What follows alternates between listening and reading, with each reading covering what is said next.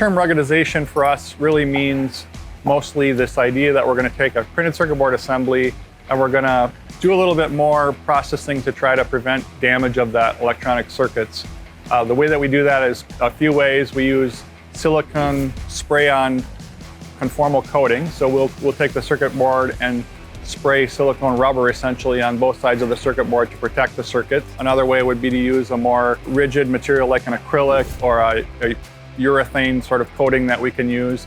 And then the third is more what we call encapsulation, which or also called potting, where we're going to basically completely encapsulate the electronics into an epoxy or two-part material that's going to, go in liquid form, but harden and turn into sort of like a hockey puck sort of consistency. The products that we're doing that for, I think it varies. A lighter ruggedization like a silicone rubber coating might, help prevent minimal water damage, perhaps if water sprays into the case or something, or it might help to prevent, in the case of a welder, maybe a flash of material might fly into the case. It might help prevent the electronics from being damaged as a result.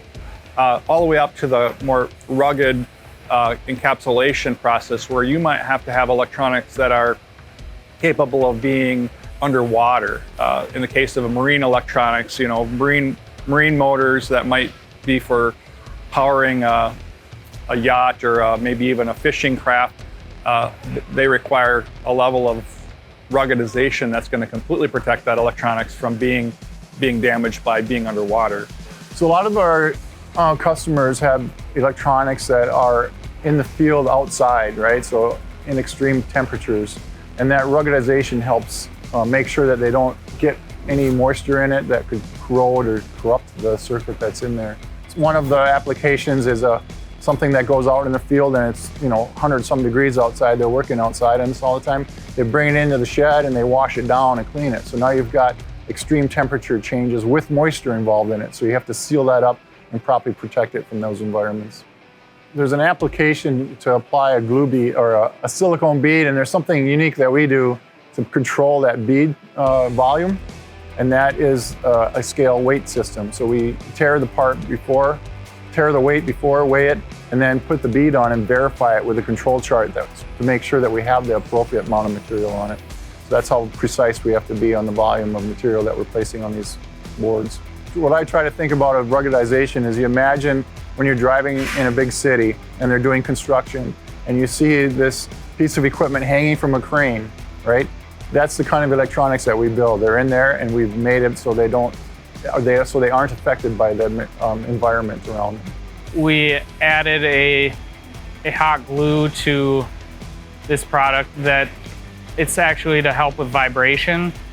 And normally we would put this on by hand, but we actually made a custom head to apply hot glue using a robot instead of a person having to do it. That was a pretty cool project to actually work on. We have a few different types of ruggedization that we can use here. Some of the most common is our silicone and urethane coating.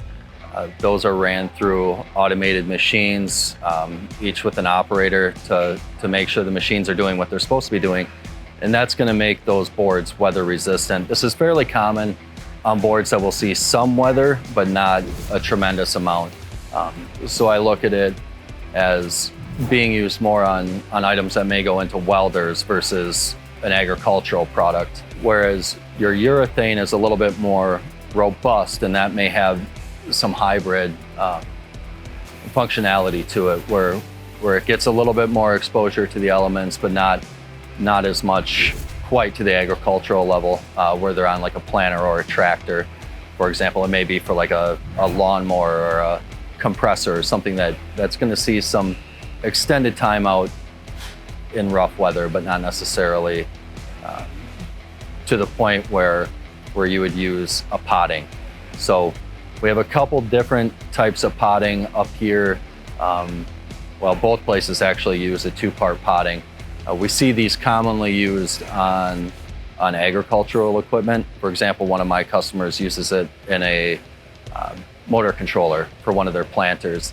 And what that is built to do is give it some resistance to heat, as well as heat control and elements like rain, snow, dust, any type of moisture buildup. It really protects the PCB from just about anything. I think that in our particular sort of level of business and in the kind of the revenue category we're at and the customers that we're targeting, we're one of few people who still offer a pretty broad range of ruggedization options. And so I do think that probably is something that we continue to pursue, how we can do it better and do it better than our competition, do it at all in some cases where our competition may not.